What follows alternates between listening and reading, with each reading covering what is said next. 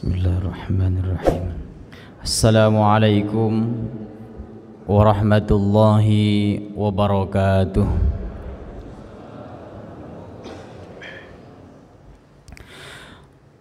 Maulaya salli wa sallim daiman abada ala habibika khairil khalqi kullihim ya Rabbi bil Mustafa balligh maqasidana waghfir lana ma madha ya wasi'al karami maulaya salli wa sallim daiman abada ala habibika khairil khalqi kullihim ya Rabbi bil Mustafa balligh maqasidana waghfir lana ma madha ya wasi'al karami huwal habibul ladzi turja syafa'atuhu likulli hawlim minal ahwali muqtahimi ya Rabbi balligh maqasidana waghfir lana ma madha ya wasi'al karami على هذه النية وعلى كل نية صالحة وإلى حضرة النبي المصطفى صلى الله عليه وسلم خصوصا على مؤلف كتاب النعمة الكبرى على العالم في مولد سيدي ولد آدم الإمام الفقيه الحافظ شهاب الدين أحمد بن حجر الهيثمي الشافعي رحمه الله تعالى. الفاتحة. أعوذ بالله من الشيطان الرجيم. بسم الله الرحمن الرحيم.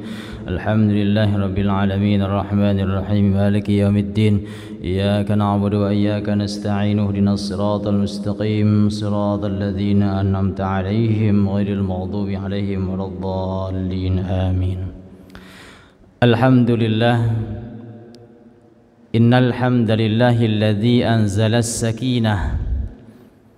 أنزل السكينة في قلوب المؤمنين ليزدادوا إيمانا مع إيمانهم. أشهد أن لا إله إلا الله وحده لا شريك له الملك الحق المبين وأشهد أن سيدنا محمدا عبده ورسوله الصادق الوعد الأمين. اللهم صل وسلم وبارك على سيدنا وحبيبنا وشفيعنا ومولانا محمد وعلى آله وأصحابه ومن تبعهم بإحسان إلى يوم الدين.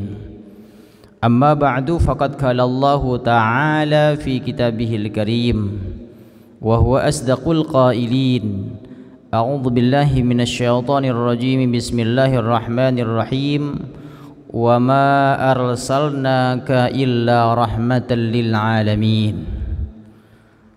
قال النبي صلى الله عليه وسلم لا يؤمن أحدكم حتى أكون أحب إليه من والده ووالده والناس أجمعين. صدق الله العظيم وصدق رسوله النبي الحبيب الكريم ونحن على ذلك من الشاهدين والشاكرين والحمد لله رب العالمين. Hadratul mukarramun asatizat, para kiai, para ustadz, para imam besar Masjid Jami Al-Fajar yang saya ta'zimi, jajaran DKM juga yang saya hormati, hadirin hadirat Bapak Ibu jamaah yang insyaallah dimuliakan Allah Subhanahu wa taala. Pada kesempatan kali ini seyogianya saya teruskan kajian bulan yang lalu tentang ikhtilaf, perbedaan dalam sifatus sholat, tapi kali ini mohon maaf saya selingi dengan edisi khusus tentang kisah detik-detik dilahirkannya Nabi Muhammad sallallahu alaihi wasallam. Pada kesempatan yang baik ini saya akan bacakan kisah maulid kitab Ni'matul Kubra 'alal 'alam fi maulidi sayyidi walidi Adam. Mungkin tahun lalu pernah saya bacakan juga, tapi karena momentumnya memang saat ini kita telah berada di bulan Rabiul Awal, bulan yang sangat bersejarah bagi kita sebagai muslim, di mana bulan ini ada sejarah agung, sejarah yang sangat besar, peristiwa agung dilahirkannya Nabi Muhammad sallallahu alaihi wasallam. Namun sebelum saya bacakan kitab ini tentang kisah bagaimana suasana detik-detik dilahirkannya Rasulullah, saya akan kemas dengan beberapa hal. Di antaranya yang pertama tentang alasan mengapa umat Islam memperingati hari lahir Nabi Muhammad sallallahu alaihi wasallam.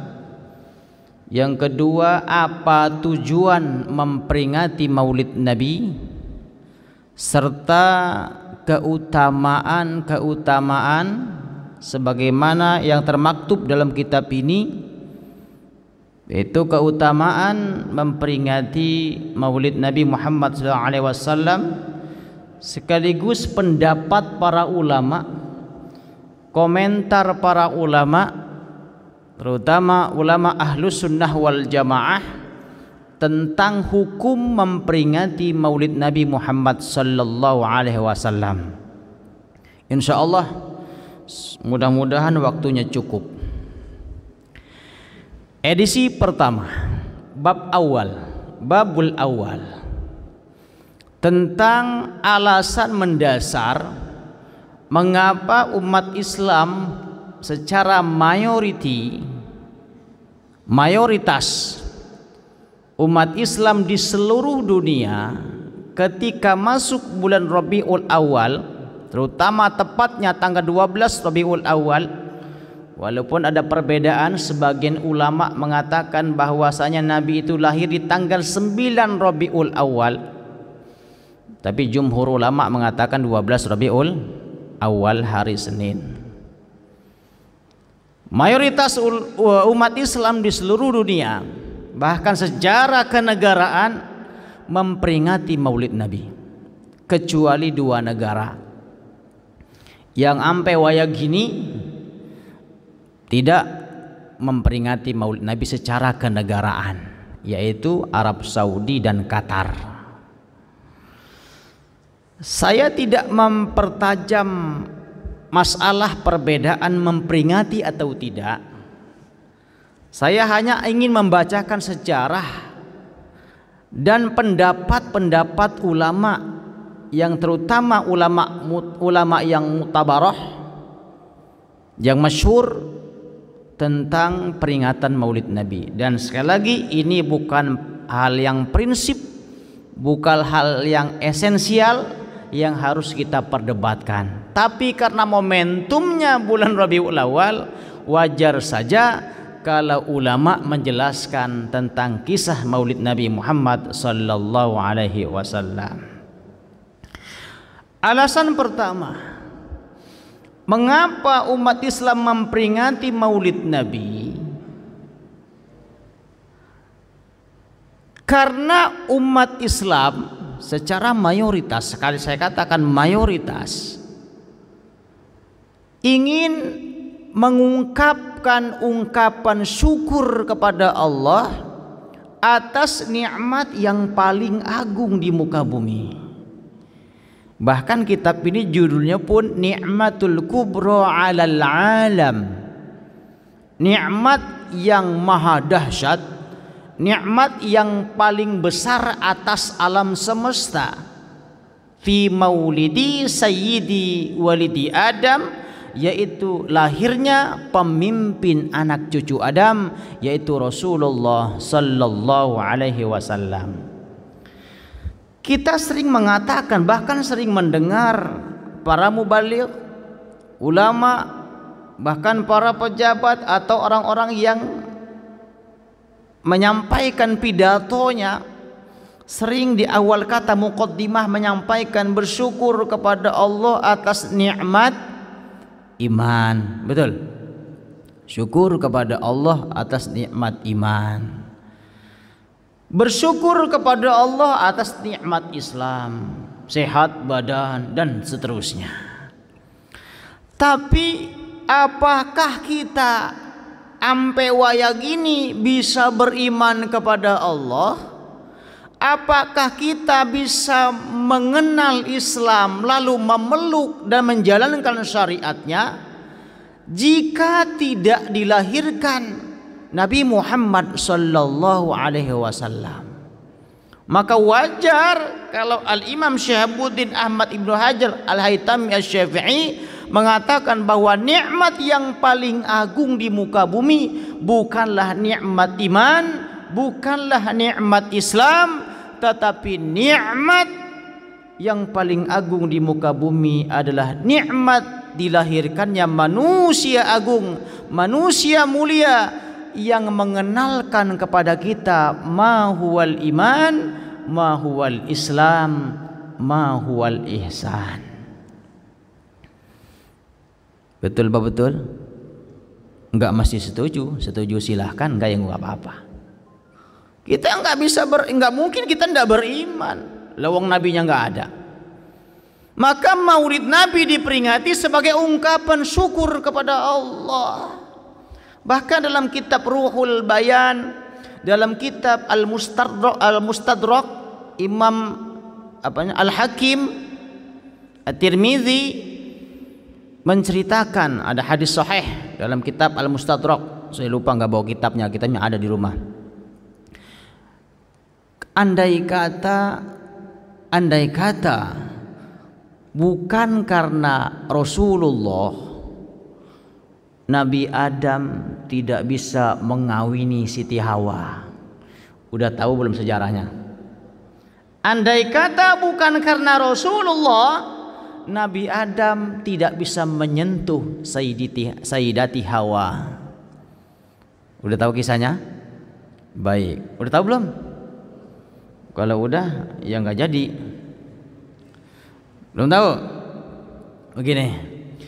Ketika Allah ciptakan Nabi Adam, di dalam kesendiriannya Nabi Adam nyender termenung di suatu hari di surga. Belum diciptakan Siti Hawa, nyender sampai ketiduran. Dalam tidurnya Nabi Adam, Allah ciptakan pasangannya Siti Hawa dari tulang rusuknya Nabi Adam, si dewek-dewek di surga. Ketika Nabi Adam terbangun, di hadapannya udah ada Siti Hawa. Pas melek, ada wadon. Lalu si wadon ini Siti Hawa ingin disentuh sama Nabi Adam. Laki-laki dewekan atuh. Lama nggak ketemu wadon, belum ketemu wadon, pas ketemu langsung kalau bahasa Tambun tuh mau ditegrep. Apa tegrep, Pak? Apa sih tegrep? Takutnya nggak beda bahasa sama Tambun sama sini Cibitung. Tegrep itu apa tuh? Ya, peluk gitu, tegrep. Apa sih? Apa ya bahasanya? Tegrep tuh. Ya begitulah. Tangkap gitu loh. Wadon, tegrep gitu kan. Ketika mau ditegrep, aduh nggak enak banget bahasa tegrep ya. Mau dipeluk gitu, mau disentuh Siti Hawa, Allah negur Nabi Adam. Adam, apakah engkau sudah memberikan mahar kepada Hawa? Kata Allah. Nabi Adam bingung karena saat itu mahar yang termewah itu bukan emas nggak ada artinya. Nabi Adam bingung ketika ditegur sama Allah, apakah engkau telah memberi mahar kepadanya? Nabi Adam terdiam. Lalu Nabi Adam teringat bahwa saat dia baru mendusin, ketika Allah ciptakan Nabi Adam di tiang-tiang arsy, fi qawadimul arsy maktuban la ilaha illallah Muhammadur Rasulullah. Nabi Adam teringat tulisan di tiang-tiang arsy. Di situ tertulis la ilaha illallah Muhammadur Rasulullah. Maka secara spontan Nabi Adam memberikan mahar kepada Hawa dengan ucapan sallallahu ala Ahmad. Saya ulang, maharnya untuk menyentuh menikahi Siti Hawa bukan emas 10 kilogram, bukan gabah 1 kuintal, tapi maharnya sallallahu ala Ahmad. Masih Ahmad, ucapannya Ahmad. Maka Allah nanya kepada Adam, fa kaifa arabta wa lam akhluqhu? Macam mana Adam kau kenal dengan Muhammad sementara Ahmad itu belum aku ciptakan? Belum ada. Udah ada belum? Udah belum. Berdua doang. Ya Allah udah tahu aja jawabannya. Fa kaifa arafta wa lam akhluqhu? Bagaimana engkau tahu ada Muhammad sementara Muhammad belum aku ciptakan? Nabi Adam memberikan penjelasan bahwa dulu ya Allah ketika engkau ciptakan aku di surga, aku ngangkat kepalaku di tiang-tiang arsy sudah ada tulisan itu la ilaha illallah Muhammadur Rasulullah. Maka aku meyakini bahwa ini Muhammad bukan sembarang ciptaan. Ini Muhammad bukan sembarang manusia, bukan sembarang makhluk. Aku yakin ini Muhammad kekasihmu. Aku meyakini bahwa dia adalah sebaik-baik ciptaanmu, khaira khalqihi. Apa kata Allah? Shadaqta ya Adam. Engkau betul wahai Adam. Maka sahlah Nabi Adam menikahi Siti Hawa dengan ucapan sallallahu ala Ahmad. Jadi sholawat itu sudah ada sebelum Nabi lahir pun. Nabi Adamlah orang yang pertama kali mengucapkan sholawat. Manusia yang pertama kali mengucapkan sholawat, walaupun bentuk redaksinya sallallahu ala Ahmad. Jadi kalau saat itu Nabi Adam nggak mengucapkan mas kawin itu, ya mungkin kita ndak ada. Karena nggak bisa disentuh sebelum mengucapkan sallallahu ala Ahmad. Wajar kalau kita bersyukur kepada Allah atas nikmat diucapkannya sallallahu ala Ahmad. Yang kedua kalinya Nabi Adam kembali mengucapkan kata Muhammad. Kalau yang pertama tadi Ahmad, yang kedua kali ucapan Muhammad. Sejarahnya Nabi Adam berbuat dosa dengan memakan buah khuldi. Kita udah sama-sama tahu lah, udah masyhur ini. Wa qulna ya Adam uskun anta wa zawjukal jannata wa kula minha ragadan haitsu syi'tuma wa la taqraba hadhihi asy-syajarata fatakuna minadh dhalimin. Surah Al-Baqarah ayat 35. Ingatlah Muhammad ketika kami berkata kepada Adam, tinggallah kamu Adam di surga bersama bojomu dan makanlah buah-buahan di surga secara nikmat, rohodan, secara enak. Haitsu syi'tuma, sekehendakmu, sepuasmu. Wala taqraba hadhihi syajarah, tetapi ingat jangan kau mendekati pohon khuldi atau pohon syajarah atau pohon keabadian. Fatakuna minal zalimin, jika engkau langgar ini aturan maka engkau termasuk hamba yang zalim. Emang dasar manusia dikata jangan ngeyel. Apa ngeyel enggak? Merugul. Merugul tuh udah paling kasar tuh bahasa Tambun tuh, merugul, sengke. Tahu sengke? Enggak bisa dibilangin. Kenapa? Karena dalam diri manusia terkadang ada sifat hirso, sifat rakus. Apa rakus? Tamak. Apa tamak? Serakah. Apalagi itu? Enggak merasa cukup. Padahal buahan banyak. Ada buah pisang, ada buah tin, ada buah kurma. Itu pisang, tin, kurma itu buah surga, Pak. Termasuk buah durian. Durian itu sejarahnya buah surga itu. Ada yang nggak doyan durian? Nggak doyan? Awas, bye-bye yang termasuk surga buah durian. Insya Allah doyan ntar. Jangan takut. Sekarang nggak doyan, ntar doyan. Yang di dunia takut poligami, entar sono bebas, nggak perlu izin, sabar. Maka kalau bapak nggak punya nyali, ya sama kayak saya sama, ingin poligami, sabar aja, entar sono bebas, nggak perlu dibatasin, nggak perlu izin, nggak perlu, sabar. Nabi Adam terjerumus ke dalam perbuatan zalim karena hirso atau rakus. Hanya satu dosanya Nabi Adam, tapi istighfarnya, minta ampunnya selama 400 tahun. Dalam kitab Ruhul Bayan dijelaskan, karangan Al-Imam Syekh Ismail Haqqi.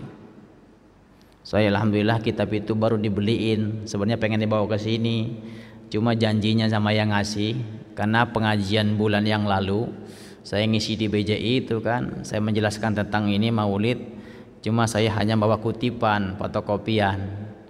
Saya bilang mohon maaf, Ruhul Bayan saya belum punya, maka saya bawa fotokopian.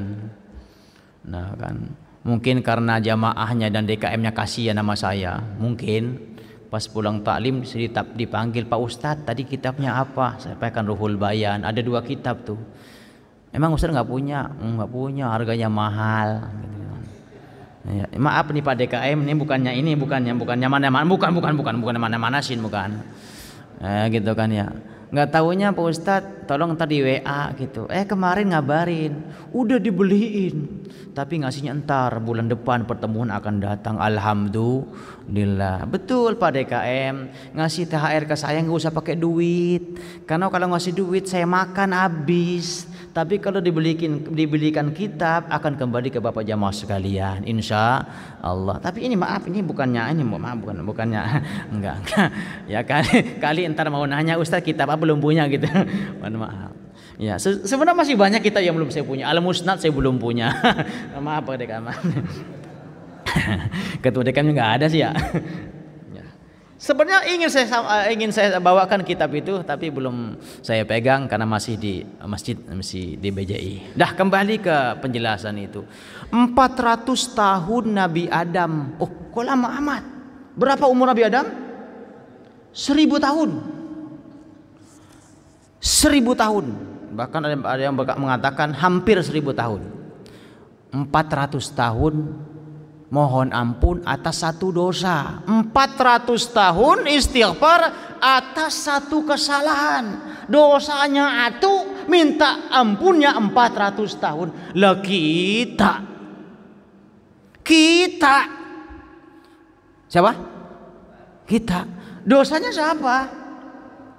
Minta ampunnya, istighfarnya 3 kali itu ginawar. Lama dikit tinggal pulang tuh DKM Pak Ustadz tuh imam istighfar lama dikit tinggal pergi, dosanya sabrak-abrek. Nah, bapak moyang kita Nabi Adam Siti Hawa dosanya satu, minta ampun selama 400 tahun. Rabbana zalamna anfusana wa illam taghfir lana wa tarhamna lanakunanna minal khasirin. Sampai diabadikan doanya.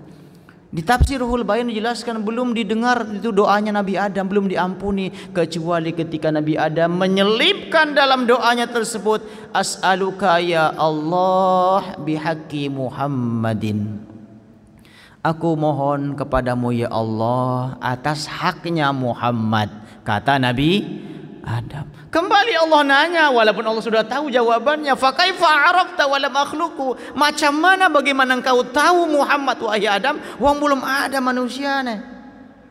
Kembali Nabi Adam mengucapkan seperti kalimat yang pertama, aku tahu Muhammad karena di tiang arsy sudah ada tulisannya. Maka aku meyakini bahwasanya ya Allah, ini Muhammad kekasihmu. Shadaqta ya Adam, engkau betul wahai Adam, Muhammad kekasihku. Faqad ghafartu laka bihaqqi Muhammadin, sungguh aku ampuni dosamu karena haknya Muhammad. Laula Muhammadan ma khalaqtuka, andai kata umpama misalkan bukan karena Muhammad, aku tidak menciptakanmu.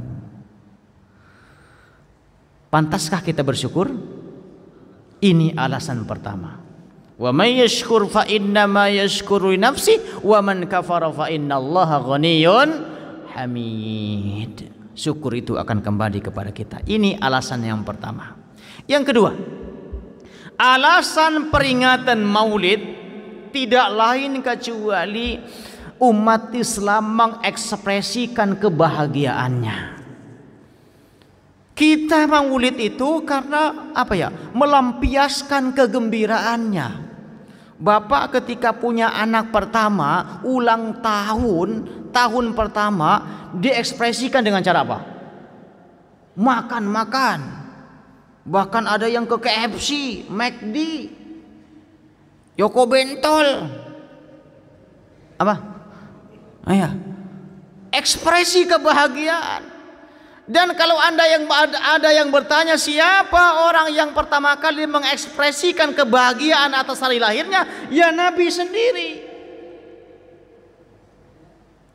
Ya.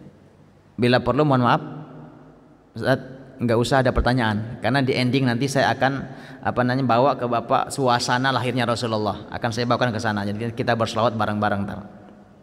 Saya akan bawakan ke sana. Suasana saat lahirnya Rasulullah. Nanti saya bacakan kisahnya. Mudah-mudahan waktunya cukup.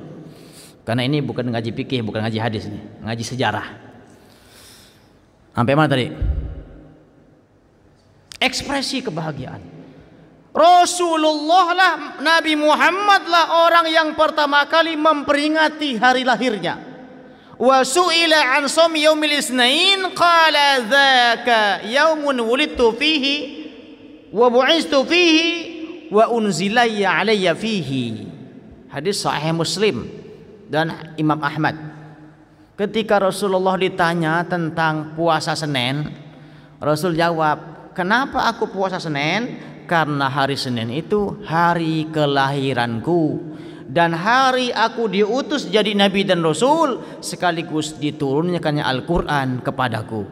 Itu hari Senin. Rasulullah mengekspresikan kegembiraan atas hari lahirnya dengan cara berpuasa di setiap hari Senin. Nah, langsung ke Abu Lahab. Bapak kenal Abu Lahab? Abu Lahab kenal? Kenal dari mana? Si Abu Lahab, si Brekele, ya bal pamannya Rasulullah, pamannya Nabi. Ketika mendengar lahirnya Rasulullah, lahirnya Muhammad sallallahu alaihi wasallam, girangnya Abu Lahab enggak ketulungan. Ketika disampaikan berita bahwa Nabi Muhammad lahir sallallahu alaihi wasallam, Abu Lahab girangnya ora ketulungan. Saking girangnya, Abu Lahab membebaskan budaknya yang bernama Suwaibah al-Aslamiyah. Siapa? Suwaibah Al-Aslamiyah. Siapa beliau? Perempuan yang pertama kali menyusui Rasulullah sebelum disusui oleh Halimatus Sa'diyah. Budaknya namanya Suwaibah, dibebaskan saking girangnya mendengar Muhammad sallallahu alaihi wasallam dilahirkan. Maka tahukah Bapak, karena gembira ekspresi kebahagiaannya Abu Lahab seperti ini, sehingga Abu Lahab di setiap malam Senin dan hari Senin mendapatkan perskot, keringanan siksaan. Bukan dibebaskan tapi diringankan, dapat remisi si Abu Lahab setiap malam Senin. Kenapa? Pernah berbahagia ketika mendengar lahirnya Rasulullah sallallahu alaihi wasallam. Apa bentuk keringanan siksaannya? Abu Lahab mendapatkan air minum yang keluar dari ujung-ujung jari tangannya. Malam Senin doang. Hadisnya dari mana? Sahih Bukhari, hadis nomor 4711. Catat tentang remisinya Abu Lahab. Remisi kayak orang di penjara, remisi karena gembira mendengar lahirnya Rasulullah SAW, lalu diekspresikan kebahagiaannya. Saya bacakan hadisnya. Ketika Abu Lahab wafat, ceritanya, waqad ruwiya anna Aba Lahabin ruwiya ba'da mautihi fin naumi. Abbas bin Abdul Muthalib, salah satu kerabatnya Abu Lahab, juga kerabatnya Rasulullah, ketika Abu Lahab wafat, Abbas bermimpi berjumpa dengan Abu Lahab.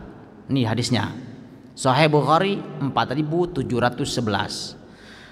Dalam mimpinya Abbas bertanya kepada Abu Lahab, ma haluka, macam mana keadaanmu Abu Lahab? Faqala, Abu Lahab jawab, finnar, aku di neraka. Kata Abu Lahab, illa annahu yukhaffafu anni, kecuali aku diringankan siksaanku, kulla lailati isnaini, setiap malam Senin siksaanku diringankan. Wa amusu min baina asbu'i, yaitu aku menghisap di antara jari-jari tanganku ma'an, berupa air. Biqadri hadza, hanya sekedar ini, kata Abu Lahab. Ya sedikit, nggak banyak, namanya kayak diringankan. Wa asyara ila nuqrati ibhamihi, dan Abu Lahab berisyarat menunjukkan ujung-ujung jari tangannya. Wa anna dzalika bi'taqi li saubata, dan itu didapatkan oleh Abu Lahab karena memerdekakan Suwaibah. Indama tatkala basyaratni, sampai berita gembira kepadaku, biwaladati Muhammadin sallallahu alaihi wasallam, ketika sampai kabar gembira kepadaku tentang lahirnya Muhammad sallallahu alaihi wasallam.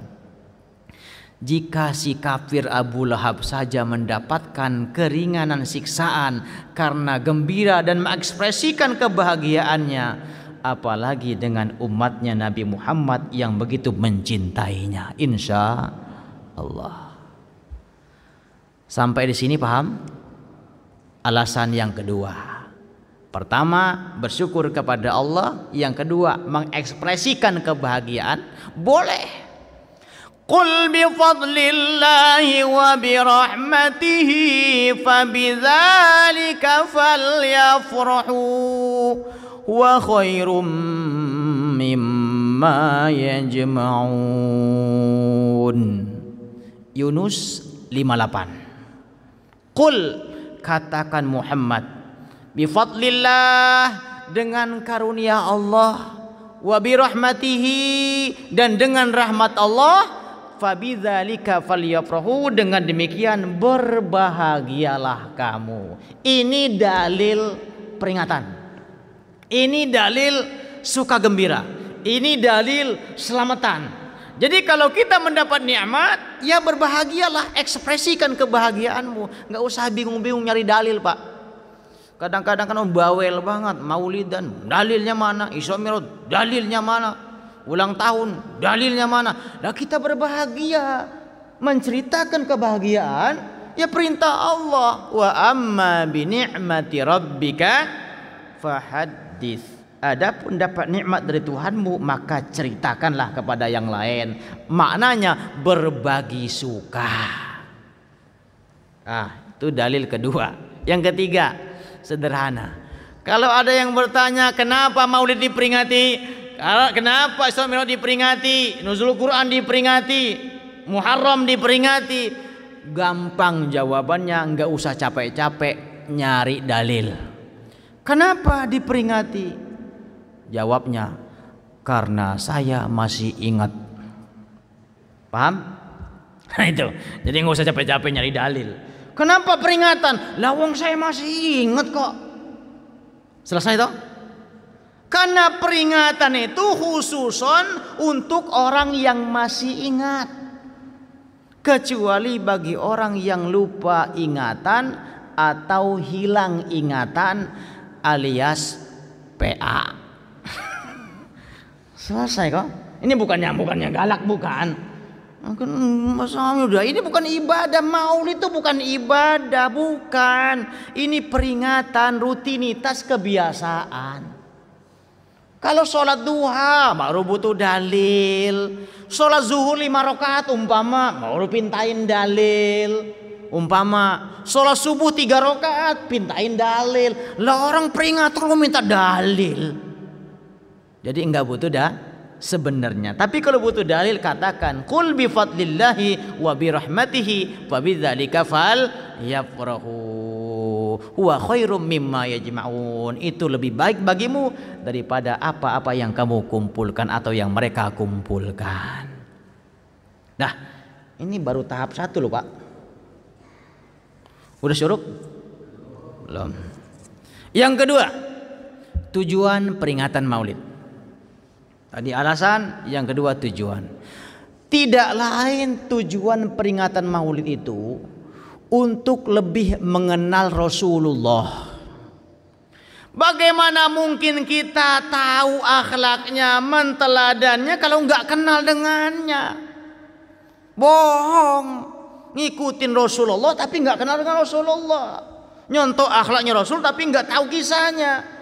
Bohong. Maka dibacakanlah kisah Maulid, bagaimana akhlaknya, bagaimana pribadinya, bagaimana tutur katanya. Dibacakanlah kisah Maulid. Tapi kadang-kadang mohon maaf, kadang-kadang ya mohon maaf, saya bukan menyalahkan. Maulid mah maulid, baca kisah Maulid, ada Barzanji, Dibai, Simtud Duror, cakep itu kalau diterjemahkan, endah banget itu. Tapi kadang-kadang yang ceramahnya si Kiwil, si Madid, bias maulidnya, boro-boro bahas maulid. Maka maulid sesungguhnya hari ini, Pak. Maulid sesungguhnya ya hari ini, karena nanti akan saya bacakan bagaimana suasana detik-detik lahirnya Nabi Muhammad sallallahu alaihi wasallam. Banyak nyimpangnya di sana. Capek-capek anak hadroh itu gebuk-gebukin apa tuh? Rebana, bacakan kisah sampai kelar. Itu pun maaf, itu apanya bisarohnya cuma 500.000, yang gebukin rebana 12 orang dibagi, ya Allah kasihan banget, 100.000 dibagi 12. Ustadznya yang Ustadz TV mau buka, kadang saya cemburu Pak, sakitnya tuh di sini Pak. Ustadz yang ngaji, ya kiai yang menjelaskan bagaimana Rasulullah, bacain kitabnya, baca sirahnya, 300.000. Ngedengan manggil Ustadz artis yang baru kemarin ceramah pakai sorban 15 juta. Kan suwe, Pak. Apa? Suwe. Guru-guru kita yang ngasih tahu bagaimana Rasulullah, itu yang dimuliakan. Maka mohon maaf, saya suka terusik saya.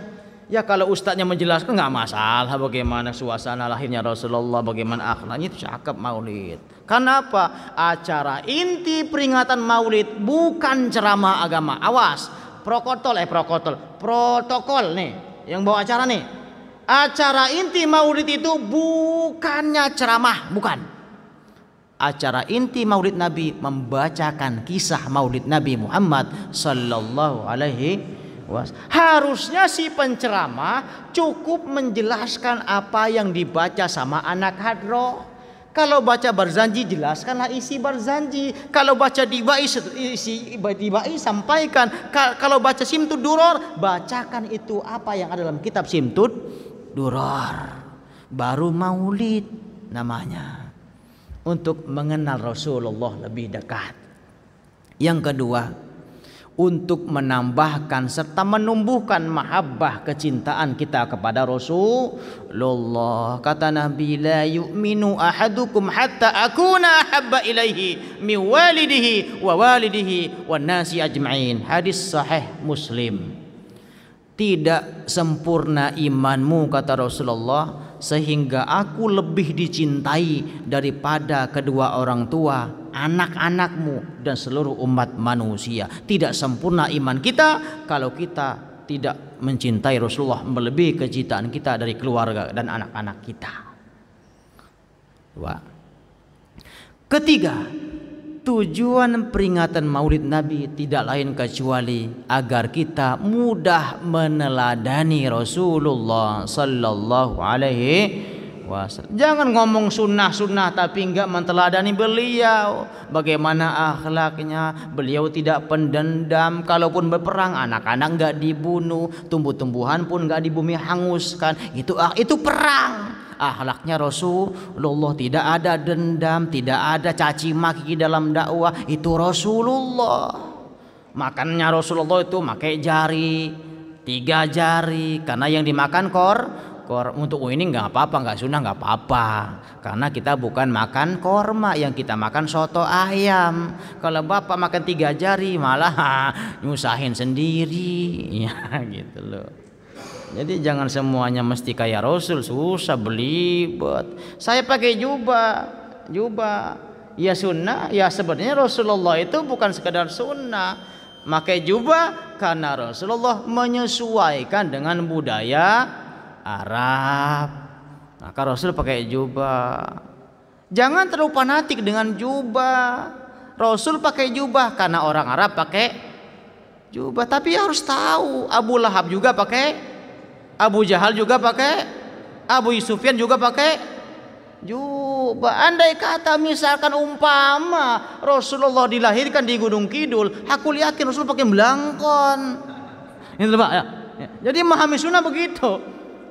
Enggak semuanya harus ini sunnah, tidak. Ya pakai jubah, saya juga pakai jubah. Saya pakai sarung. Kalau saya pakai tiga-tiganya saya, Pak. Ini pakai jubah, pakai sarung.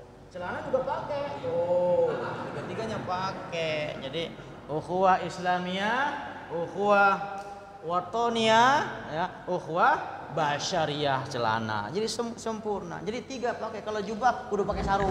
Dalam sarung ada celana, itu baru sempurna. Jangan jubah doang nggak pakai celana. Nah. Oh ya, ya, baik. Kalau waktunya kelewat boleh? Oh, kita libur sehari lah ya. Sholat isoknya sehari libur lah, nggak apa-apa lah. Ya, karena ini penting ini. Nah, itulah tujuan peringatan Maulid. Yang terakhir, tujuan peringatan Maulid tidak lain kecuali syiar Islam. Syiar. Saya kutip dalam kitab Madarij As-Su'ud karangan Syekh Nawawi Al-Bantani, ada makalah seperti ini. Man 'azzama maulidin Nabi sallallahu alaihi wasallam faqad ahyal Islam. Siapa orang yang mengagungkan Maulid Nabi Muhammad sallallahu alaihi wasallam, sungguh dia telah mensyiarkan Islam, menghidupkan Islam. Apa iya orang non muslim memperingati Maulid Nabi? Apa iya orang Hindu Buddha maulidan? Kalau bukan umatnya Nabi Muhammad sallallahu alaihi wasallam. Ya, silakan tehnya diminum ya, minum. Aus.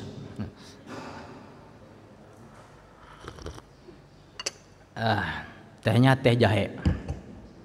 Cocok. Kesimpulan, pandangan kalangan ulama mu'tabarah tentang hukum memperingati Maulid. Saya telusuri paling tidak ada ulama Ahlus Sunnah wal Jamaah. Ada 8 ulama yang muktabarah. 1 Ibnu Taimiyah yang terakhir. Nanti saya bawakan kitabnya. Ibnu Taimiyah dalam kitab Iqtidaus Shiratal Mustaqim. Tetapi tahukah Bapak bahwasanya Al-Imam Al-Hafiz Ibnu Qayyim Al-Jauzi Al-Hambali mengatakan maulid hukumnya boleh, mubah. Juga Al-Hafiz Ibnu Dihyah. Yang ketiga Al-Hafiz Abu Syamah. Abu Syamah itu gurunya Imam Nawawi. Yang keempat Al-Hafiz Al-Imam Ibnu Katsir, pengarang kitab tafsir Ibnu Katsir. Juga kitab Bidayah wan Nihayah. Kemudian Al-Hafiz Imam Ibnu Rajab Al-Hambali, ulama mazhab Hambali. Yang keenam Al-Hafiz Ibnu Hajar Al-Haytami Asy-Syafi'i, ini kitab yang ngarang kitab ini. Juga yang ngarang kitab Tuhfatul Muhtaj. Kemudian Al-Hafiz As-Sakhawi. Yang kedelapan Al-Hafiz Al-Imam Jalaluddin As-Suyuti atau Imam Suyuti. Yang terakhir bahkan Ibnu Taimiyah pun sependapat peringatan maulid itu bagus. Saya diskusi dengan teman orang yang anti dengan maulid, saya cukup pakai dalil kitabnya Imam Ibnu Taimiyah. Nggak usah capek-capek pakai Quran hadis. Cukup karena ini ulama mereka, saya bacakan, saya kutip. Dalam kitab Iqtidaus Shiratal Mustaqim Ibnu Taimiyah dalam halaman 254, apa komentar Ibnu Taimiyah tentang peringatan Maulid Nabi, saya bacakan walaupun udah hafal sebenarnya. Karena sering dibaca hafal saya. Biar kayak Ustadz TV saya hitung barisnya. Tuh 2 3 4 5 6 7 8 9 10. 11 dari atas. Jadi kitabnya Iqtidaus Shiratal Mustaqim halaman 254 sebelah kanan 11 dari atas. Teman-teman amat ya. Apa kata Ibnu Taimiyah? Fata'zimul maulidi, maka mengagungkan maulid Nabi, wattikhazuhu mausiman, dijadikan sebuah rutinitas, kebiasaan atau tradisi. Qad yaf'aluhu ba'dun nas, sungguh dilakukan umat Islam, sebagian umat Islam, enggak semua, sebagian umat Islam. Fayakunu lahu ajrun azim, maka kata Ibnu Taimiyah, orang yang memperingati Maulid Nabi itu pahalanya gede. Kata Ibnu Taimiyah, pahalanya besar, ajrun azim. Kenapa? Li husni qasdihi, karena tujuannya yang bagus, membaca sejarah Nabi, kemudian melihat kisah Maulid Nabi, membaca sholawat, mereka bersedekah, dan tentunya wa ta'zimi li Rasulillah sallallahu alaihi wasallam, untuk mengagungkan Rasulullah sallallahu alaihi wasallam. Itu komentar Ibnu Taimiyah, ulama yang selama ini suka berseberangan dengan mayoritas ulama ahlu sunnah wal jamaah, terutama di bab tauhid. Tapi maulid sama komentarnya. Jadi kitabnya ada, jangan takut, ada kitabnya. Tapi kalau mau beli kitab jangan ini ya, WR Japri. Baik, berikutnya tentang asar sahabat, komentar para sahabat dalam kitab Ni'matul Kubra halaman 7, komentar para sahabat dan para ulama tentang keutamaan memperingati Maulid Nabi. Faslun fi bayani fadli Maulidin Nabi sallallahu alaihi wasallam. Fasal keutamaan memperingati Maulid Nabi Muhammad sallallahu alaihi wasallam. Imam Ibnu Hajar Al-Haytami itu hafal Quran 30 juz.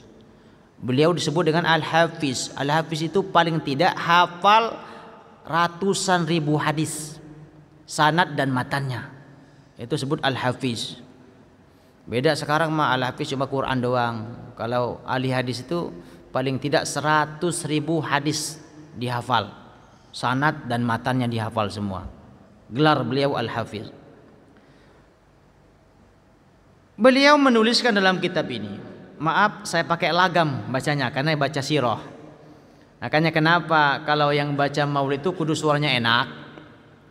Karena yang dengar kagak ngerti, Pak. Di kampung saya itu, Pak, kalau maulidan itu yang boleh baca barzanji hanya para qori yang suaranya enak didengar. Jangan coba-coba yang cempreng baca maulid, kesel orang. Bacanya lama, suaranya jelek, ngerti kagak.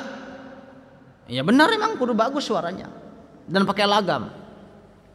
Jadi walaupun kita nggak ngerti enak aja, enak. Nggak ngerti enak, karena enak suaranya. Allahumma salli wa sallim wa barik alaihi.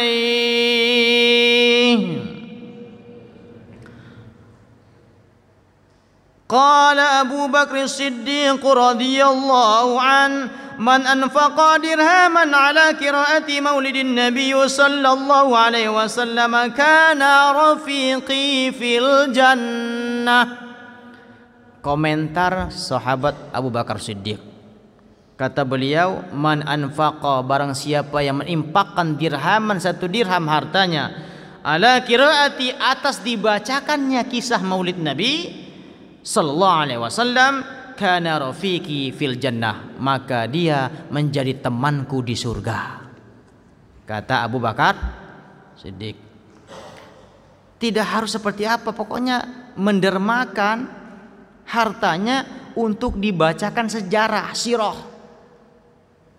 Artinya bukan hanya maulid, dibacakan sirah, kisah, maka dia menjadi temanku di surga. Pendapat Abu Bakar Siddiq. Wa qala Umar radhiyallahu an man 'azama maulidan nabiy sallallahu alaihi wasallam faqad ahya al-Islam. Umar bin Khattab juga mengatakan, siapa orang yang mengagungkan maulid Nabi, dibacakan sirah Nabi, sungguh dia telah mensyiarkan, menghidupkan Islam. Wa qala Utsman radhiyallahu an man anfaqa dirhaman ala qiraati maulidin nabiy sallallahu alaihi wasallam faka'annama syahida azwata badrin wa hunain. Siapa orang yang mendermakan hartanya untuk peringatan maulid Nabi tanpa dipinta pakai proposal. Kadang-kadang maulid pakai proposal. Ada orang dari masjid untuk minta dana maulid, banyakkan maafnya. Siapa orang yang menginfakkan hartanya untuk dibacakan kisah maulid Nabi, faka'annama syahida azwata badrin wa hunain, maka seakan-akan orang yang ikut syahid di perang Badar dan perang Hunain. Wa qala Ali radhiyallahu an wa karramallahu wajhahu man 'azama maulidan nabiy sallallahu alaihi wasallam wa kana sababan li qiraatihi la yakhruju minad dunya illa bil iman wa yadkhulul jannata bighairi hisab. Kata sahabat Ali bin Abi Thalib, siapa orang yang mengagungkan maulid Nabi, maka dia tidak akan meninggal dunia, tidak akan mati illa bil iman, kecuali membawa iman. Wa yadkhulul jannah, dan dia akan masuk surga bi ghairi hisab, tanpa. Kenapa? Karena begitu cintanya kepada Rasulullah sallallahu alaihi wasallam. Dan bukti orang yang cinta kepada Rasul udah pasti akhlaknya ngikutin Rasulullah. Ngomong cinta sama Nabi tapi akhlaknya Abu Jahal, itu dusta. Orang cinta kepada Nabi pasti akhlaknya, ibadahnya ngikutin Nabi. Langsung ke Imam Syafi'i rahimahullah. Wa qala al-Imam Syafi'i rahimahullah, man jama'a li maulidin nabiy sallallahu alaihi wasallam ikhwanan wa hayya ta'aman wa aghla makanan wa amila ihsanan wa sara sababan li qiraatihi ba'atha Allahu yawmal qiyamati ma'a siddiqin wa syuhada'i was salihin wa yakunu fi jannatin na'im. Imam Syafi'i berkomentar, siapa orang yang berkumpul, man jamaah, siapa orang manusia yang berkumpul li maulidin Nabi, untuk peringatan maulid Nabi, ikhwanan, dalam suasana persaudaraan, wahayyan ta'aman, dan mereka menyiapkan makanan. Tuh Ustaz, ingat tuh, maulid kudu ada makan, kebuli itu. Kalau nggak ada nggak ada makanan, berarti nggak abdul tuh maulidnya. Kadang-kadang besek doang, apa kue dong 3 ya, cemen.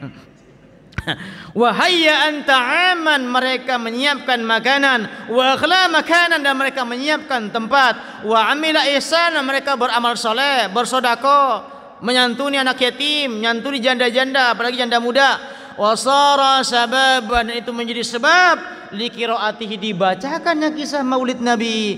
Ba'atsallahu yaumal qiyamah, mereka akan dibangkitkan oleh Allah di hari kiamat, ma'as siddiqin, bersama orang-orang siddiq, orang-orang yang lempeng, orang-orang benar, wasyuhada, dan orang-orang yang mati syahid, wassalihin, dan bersama orang-orang yang saleh, wa yakunu fi jannatin na'im, dan mereka akan dimasukkan ke surga dengan surga yang penuh dengan kenikmatan. Jadi nggak usah pelit-pelit sama maulid. Kalau di kampung saya itu, apalagi di Pulau Bawean tuh, yang ada videonya itu, kalau maulid, wah Allah, itu buah sampai mujung itu, kata Allah muda itu. Kenapa? Itu mereka beramal soleh, bersedekah. Nah, langsung acara inti. Detik-detik kisah maulid Nabi Muhammad sallallahu alaihi wasallam. Ini masih melek? Masih? Jangan sampai tinggal tidur nih. Bacaan kisah maulid baru tidur. Ya, melek masih? Ya, baik, siap-siap. Suasana hening, kita bacakan bagaimana suasana saat Aminah melahirkan Rasulullah SAW. Allahumma salli wa sallim wa barik alaihi.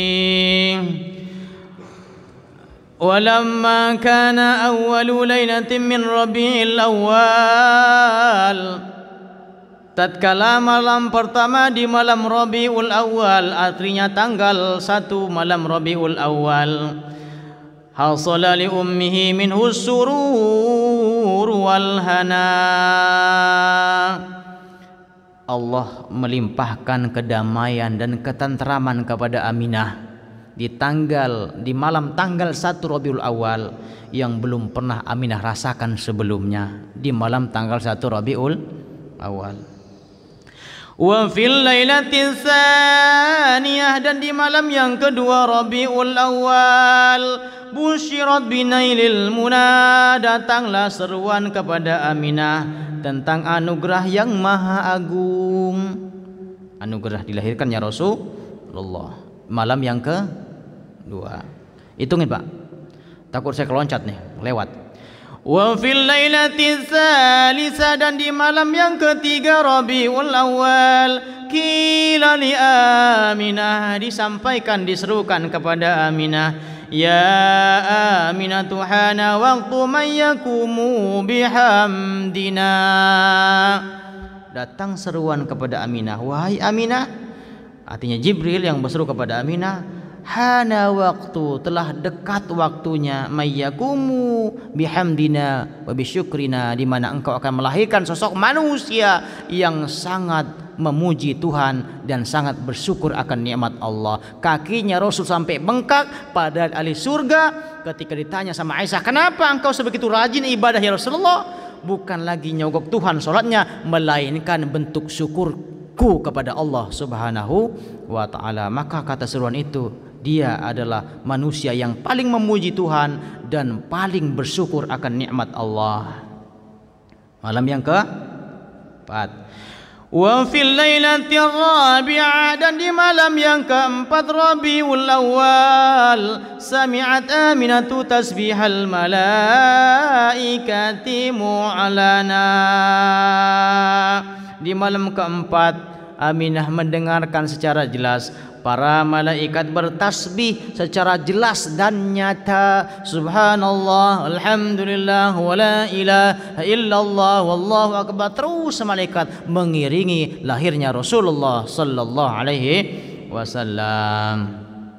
Malam yang Wa fil lailatil khamisah, dan di malam yang kelima Rabiul Awal, ra'at Aminatu fi manamihal Khalil.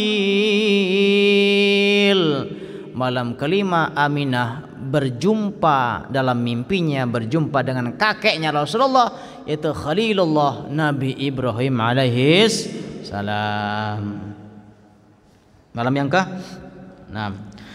Wa fil lailati sadisah, dan di malam yang ke-6 Rabiul Awal, zaharatil anwaru fil aqtari sahibil madhi was sanai.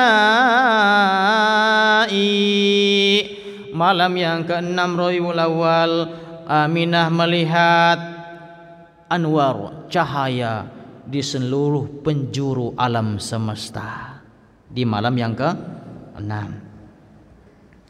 Wa fil lailati sabi'ah, dan di malam yang ke-7 malam Rabiul Awal, hajjatil malaikatu baita Aminah fama fatar anhal farhu wala wana. Di malam yang ke-7 Aminah menyaksikan para malaikat silih berganti, hilir mudik bergantian masuk rumahnya Aminah. Kalau bini kita mau lahir, repot itu mertua, adik ipar, kakak ipar bolak-balik rumah sakit. Saat itu bukan dokter, bukan mertua, bukan ipar yang bolak-balik, tapi para malaikat. Maka diceritakan di sini, fatara anhal farhu, maka bertambahlah kebahagiaannya Aminah saat hendak melahirkan Rasulullah sallallahu alaihi wasallam. Malam yang ke-8. Wa fil lailati tsaminah, dan di malam yang ke-8 Rabiul Awal, nada lisanul farahi was sururi wal hana. Aminah mendengarkan seruan yang begitu jelas tentang kebahagiaannya seluruh penduduk alam semesta.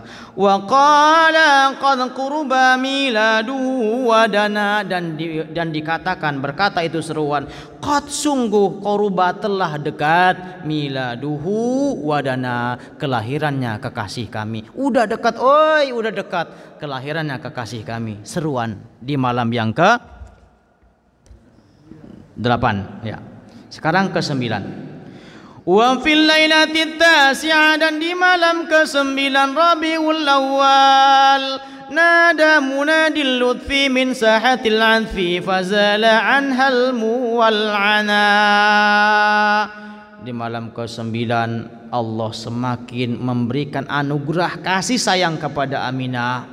Fazala anhal hammu wal hana wal ana, maka tidak ada sedikit pun rasa takut, was-was dan sakit saat hendak melahirkan Rasulullah. Kita, bini kita ketika lahir, bini ngeluh sama suami, "Pak, udah mau lahiran, ini kata dokter nggak bisa normal karena nyungsang, Pak, maka kudu disesar. Bagaimana BPJS, Pak? Nunggak apa kagak?" Khawatir. Tapi tidak dengan Aminah, tidak ada rasa sakit, was-was sama sekali tidak ada. Malah semakin bahagia menjelang detik-detik lahirnya kekasih agung Rasulullah sallallahu alaihi wasallam. Itu di malam yang ke-9. Wa fil lailatil 'ashirah, dan di malam yang ke-10 Rabiul Awal, istabsyirul khaifu wa minah. Waduh, tanah Khaif atau tanah Taif bergetar, dan tanah Mina menyambut lahirnya Rasulullah. Tanah Taif itu tanah yang didoakan sama Rasulullah. Rasul pernah mau hijrah ke Taif, ditimpukin sampai giginya patah. Apa kata Jibril, Muhammad, bagaimana kalau aku balikan itu gunung, timpakan mereka? Jangan, wahai Jibril, enggak, mereka nanti anaknya yang beriman, enggak anak cucunya yang ikutin saya. Itulah akhlak Rasul. Maka tanah Taif doakan subur kayak di Bogor, di tengah-tengah padang yang tandus dan panas, tetapi ada satu wilayah yang begitu subur dan makmur, itu tanah Taif. Banyak buah-buah sayur yang tumbuh di Taif. Pernah ke Taif? Makanya nabung. Ntar kita hijrah ke sana, haji atau umrah. Mudah-mudahan dimudahkan semua. Biar kita napak tilas. Nah, malam ke-11. Wa fil lailatil hadiyata asyara, dan di malam ke-11 Rabiul Awal, tabashira bimiladihi ahlul ardi was sama. Bergembiralah penghuni langit dan bumi, bukan hanya penduduk langit bumi, tapi penduduk langit pun bergembira saat mendengar hendak lahirnya Rasulullah sallallahu alaihi wasallam. Udah pernah dengar kisah ini? Belum? Makanya ngaji. Malam ke-12 terakhir, puncak. Wa fil lailati tsaniyati asyra, dan di malam yang ke-12 Rabiul Awal, qalat Aminatu wa kanat lailatan muqmiratan wa laysa fiha zulam. Di malam ke-12 Rabiul Awal, malam puncak, kata Aminah, wa kanat lailatan muqmiratan, di malam itu malam yang begitu cerah. Walaysa fiha zulam, tidak ada mendung gelap sedikit pun di malam Rabiul Awal. Tengah malam Nabi itu lahir menjelang subuh, waktu tahajud Nabi lahir.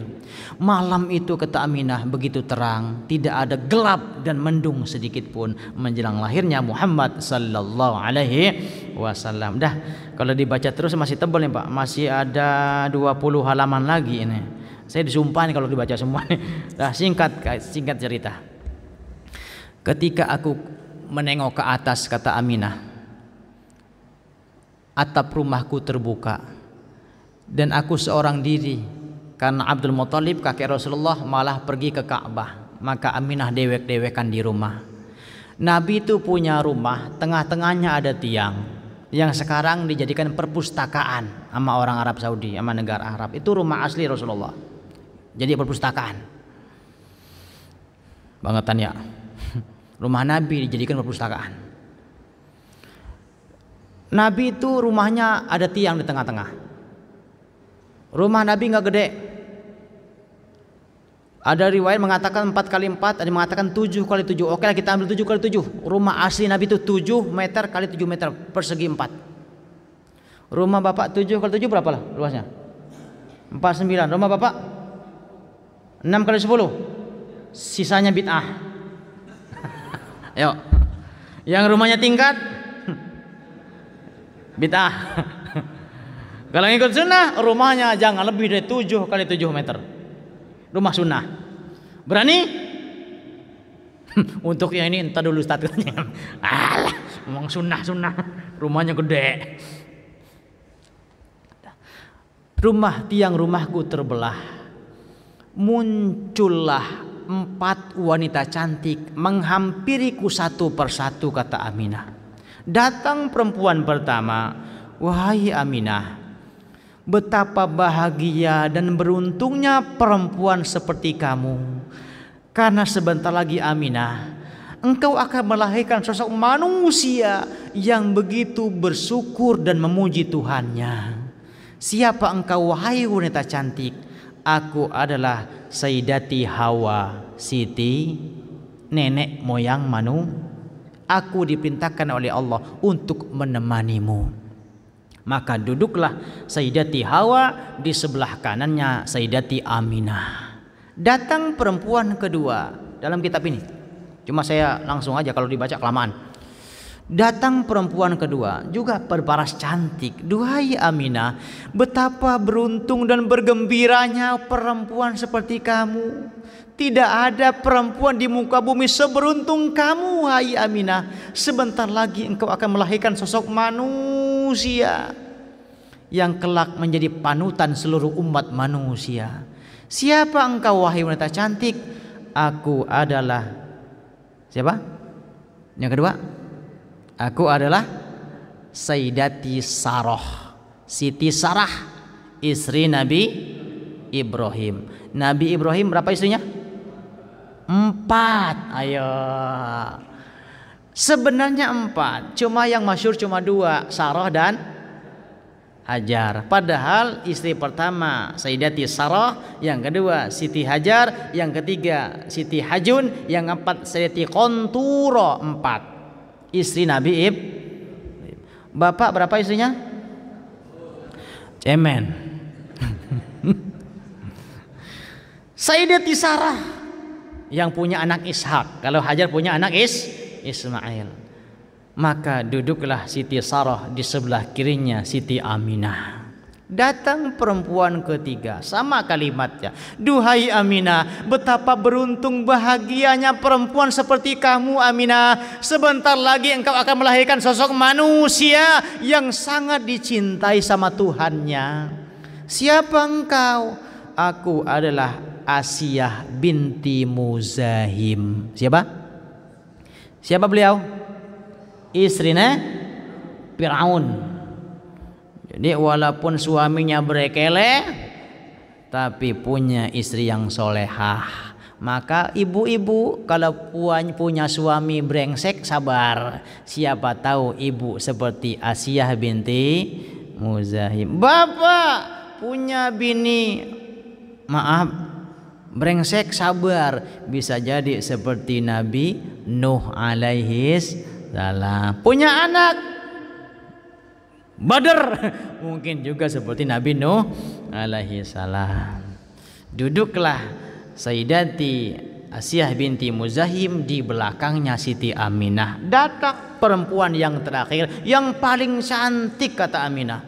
Datanglah menghampiriku. Wahai Aminah, betapa beruntung dan bahagia perempuan sepertimu Aminah, karena sebentar lagi engkau akan melahirkan sosok manusia yang begitu indah akhlaknya, begitu bagus perangainya. Siapa engkau wahai wanita cantik? Aku adalah Sayyidati Maryam. Siapa? Siti Maryam. Siapa beliau? Ibunya Nabi Isa alaihis salam, seorang perempuan tangguh walaupun tidak punya suami, tapi dia bukan penzina dan melahirkan seorang nabi, Nabi Isa alaihi salam. Tapi di akhir zaman banyak juga kadang-kadang perempuan punya anak enggak punya suami. Ketika ditegur katanya, gua kan Siti Maryam. Itu mah bukan Maryam PA, lu mah Siti Marqonah. Siti Maryam itu bebas dari zina. Duduklah Sayyidati Maryam di hadapannya Siti Aminah. Puncak.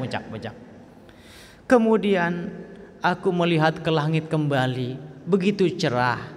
Aku mendengarkan seruan, wahai Jibril, perintahkan kepada Ridwan agar Ridwan memerintahkan kepada bidadari surga turun ke muka bumi. Wahai Ridwan, bukalah pintu surga seluas-luasnya, sampaikan kepada Malik. Wahai Malik, tutup pintu neraka serapat-rapatnya. Perintahkan Jibril kepada malaikat di atas di alam malakut agar mereka turun ke muka bumi dan berjejer di Mekah, semuanya berdiri menyambut lahirnya kekasihku. Maka turunlah para bidadari bersolek dengan wangi-wangian yang begitu wangi, sampai 7 rupa dipakai semua. Kemudian yang terakhir, kata Siti Aminah, aku melihat ada seekor burung warna putih masuk ke rumahku, lalu mengipaskan sayapnya di hadapanku, dan aku lihat anakku Muhammad lahir dalam keadaan bersujud menghadap ke kiblat. Kan lahirnya begitu, menghadap kiblat. Dan Rasulullah Nabi ketika lahir, ucapan dari lisannya yang pertama kali di muka bumi bukanlah oe seperti anak bapak, tidak. Ketika beliau lahir, nunjuklah Rasulullah ke langit seraya mengucapkan Allahu Akbar kabira walhamdulillahi katsira wa subhanallahi bukratan wa asila. Itu ucapan Nabi ketika baru lahir dari rahim ibunya Siti Aminah. Mendengar ucapan itu, maka gemuruhlah sholawat. Yang hadir para bidadari, malaikat, semuanya baca sholawat dengan redaksi bentuk sholawat yang berbeda-beda, dan mereka semua dalam keadaan berdiri. Inilah yang sering kita praktekkan ketika Mahalul Qiyam. Maka hari ini ayo kita semuanya berdiri seraya bersolawat menyambut lahirnya Rasulullah sallallahu alaihi wasallam, mengenang lahirnya Rasulullah sallallahu alaihi wasallam. Ya Nabi salam alaika, ya Rasul